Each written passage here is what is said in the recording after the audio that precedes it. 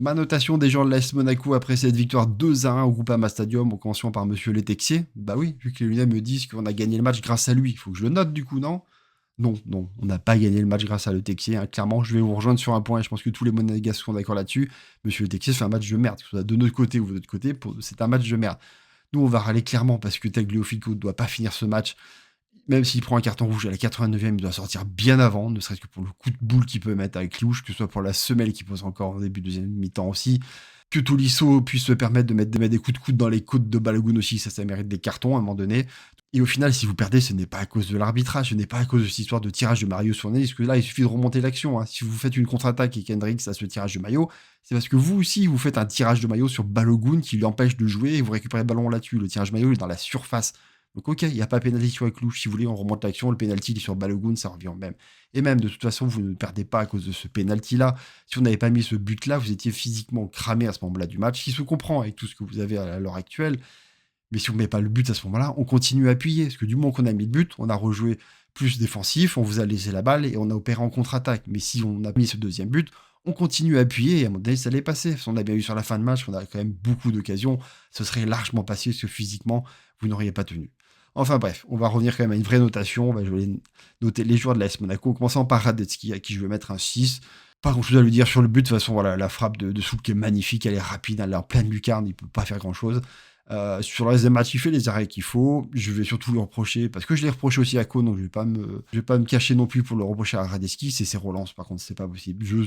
Thésée à qui je vais mettre un 6, ça peut peut-être paraître sévère, mais moi, sa première mi-temps, je la trouve très très mauvaise. En première mi-temps, il prend un gros bouillon par Mora et par Soulke, parce que Soulke dézone énormément, et du coup, c'est très compliqué d'avoir son marquage. Il a ce ballon qui rate et qui offre une énorme occasion aux Lyonnais aussi. Défensivement, je trouve que c'est très compliqué. Par contre, sa deuxième mi-temps, bien sûr qu'elle est super. Il prend clairement le dessus du coup sur ses adversaires, que ce soit sur Morea ou même après sur Tagliafico, il le passe très très régulièrement. Offensivement, il apporte énormément. Il fait une superbe ouverture pour Akliouche pour son but. Il nous fait un sauvetage sur la ligne. Donc non, non, clairement, sa deuxième mi-temps est bonne. Mais bon, voilà, un 5, un 7, 6 de moyenne. Kerrer à qui je vais mettre un 5, pour moi c'est assez neutre, pareil, beaucoup du mal du coup à tenir sous le queue sur ce match qui a été un poison pendant tout le match. Voilà, mais bon, il a quand même réussi à tenir sans faire vraiment de faute. Et sur le but, c'est pas lui qui est impliqué. Zakaria, à qui je vais mettre un 6, bah, c'est notre capitaine, il est toujours là, c'est lui qui fait un peu le pompier de service quand du coup Kerrer et Faes ont un peu du mal.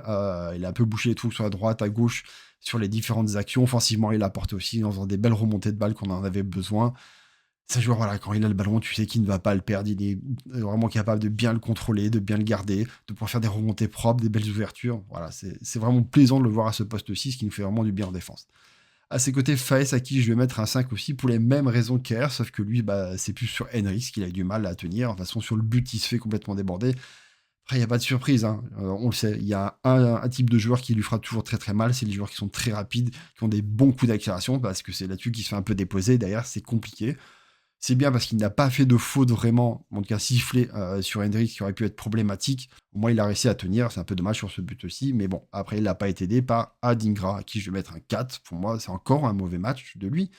Ça avait été le cas déjà contre Nice, ça a été le cas contre Brest, c'est le cas maintenant contre Lyon. Ça fait 3 matchs qu'il joue au poste de piston où ce n'est pas bon. Le seul moment où il a été bon, c'est contre Angers quand il rentre en jeu à ce poste-ci. Mais bon, quand on regarde sa feuille de match sur le match de Angers, il a une position qui est plus haute que Balogun. Il n'a pas joué piston du coup.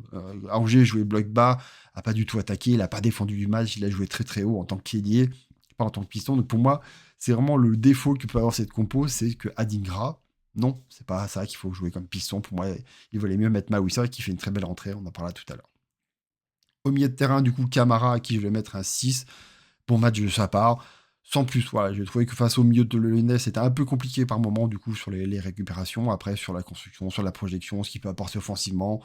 Sur la deuxième mi-temps, je l'ai trouvé bien meilleur aussi, clairement, parce que c'est plutôt sur la première mi-temps que je regrette un petit peu qu'il n'y a pas assez d'implication, en tout cas dans son jeu.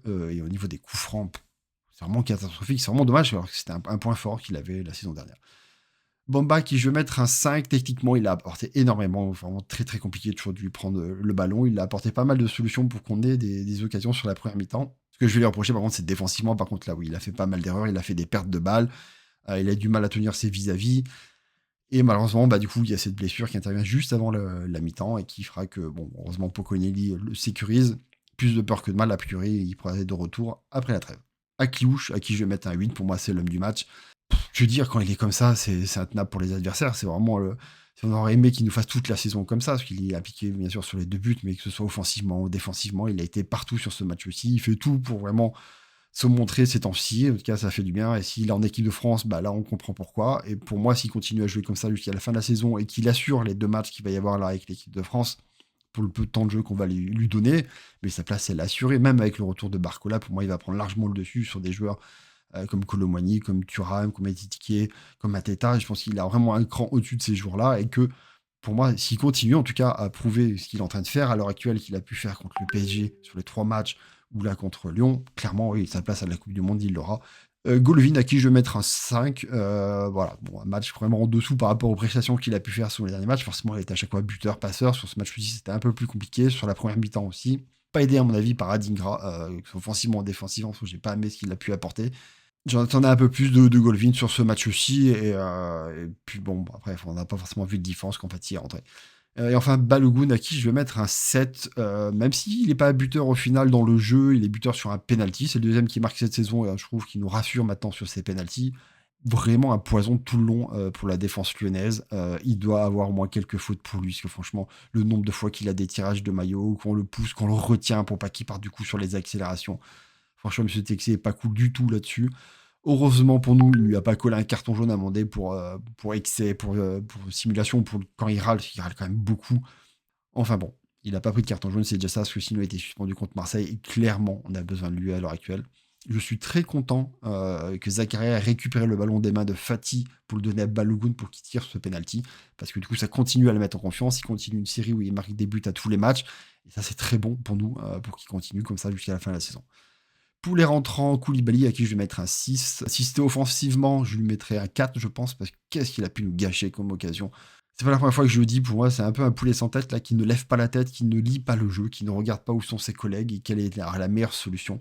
Son action à la fin du match, à la 90e, où il a une superbe passe en rentrée qu'il a plus qu'à ajuster, ça. Il choisit de la laisser passer pour quelqu'un, mais qui n'est pas là, parce que Thésée est quasiment au bord de la ligne, et du coup, on perd ce ballon et on se prend une contre-attaque derrière, alors qu'il a vraiment une superbe opportunité de pouvoir faire une frappe, et tout ça parce qu'il ne lève pas la tête, il ne regarde pas le jeu correctement, ben on perd une action. Mais à côté de ça, défensivement, mais qu'est-ce qu'il a pu faire?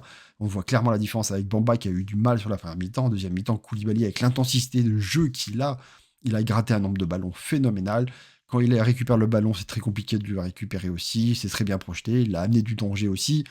C'est plutôt dans les derniers gestes, dans la finition, que je vais vraiment lui reprocher quelque chose. Voilà, je mets quand même un 6 sur ce match aussi. Et Fati, pour moi, entrée neutre, 5. Il n'a pas apporté énormément. Sur des contre-attaques, je trouve qu'il aurait pu mieux jouer le coup. Au final, il n'a qu'une seule occasion, il frappe et il la met sur la griffe.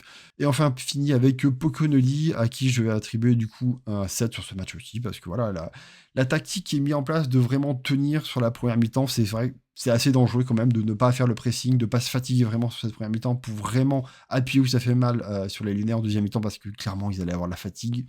Au final, c'est payant. Voilà, on s'en sort bien parce qu'il n'y a que 1-0 à la mi-temps. Parce que du coup, il y a ce poteau. S'il y a 2-0 à la mi-temps, c'est quand même beaucoup plus compliqué de récupérer le score après, je pense. Mais au final, c'est payant. Je lui reproche bien sûr le choix que Adigra soit encore titulaire. Alors, je ne sais pas si Maouissa n'est pas encore prêt à être titulaire, mais qu'on voit ce qu'il a apporté, Maouissa, et pas forcément que défensivement, même offensivement. Il a fait du bien fou. Il a fait de très très bonnes passes qui auraient pu amener des buts. Il fait une très belle frappe aussi qui est arrêtée par le gardien lyonnais. Donc vraiment, il fait une très belle rentrée. J'espère que du coup, contre Marseille, on va pouvoir avoir un changement, que ce soit lui ou même Ouattara, je pense que ça peut être plus intéressant. Ce que je trouve dommage, c'est qu'en plus d'avoir un joueur qui n'est pas très utile à ce poste-là, on se retire une très belle solution au poste de milieu offensif, à la place de Fati par exemple, où Adigra pourrait jouer un poste qui est quand même beaucoup plus utile pour moi, pour l'équipe. Voilà, au final, résultat un peu neutre, parce qu'on est toujours à la 6e place. L'avantage qu'on a, c'est qu'on a pris du coup 2 points d'avance sur Rennes. Du coup, vraiment là, on n'est plus égalité de points avec eux, on les a décrochés. Donc, on a un peu plus sécurisé notre place d'Européen, on va dire. Et surtout, mine de rien, même si Lille a gagné, on s'est remis à 3 points seulement de la place de Ligue des Champions, de la 3e place. On n'est plus qu'à 1 point du coup aussi de Lyon et de Lille. Donc voilà, on a tout resserré maintenant, le classement. Tout reste à faire. On nous reste un gros match contre Marseille à gérer au retour de la trêve, hein, pas avant la trêve, comme j'ai pu dire après mon débrief. À voir ce que ça donnera. En tout cas, voilà, on va pouvoir bien profiter des 15 jours de trêve maintenant et voir ce que ça donnera du coup contre l'Olympique de Marseille après.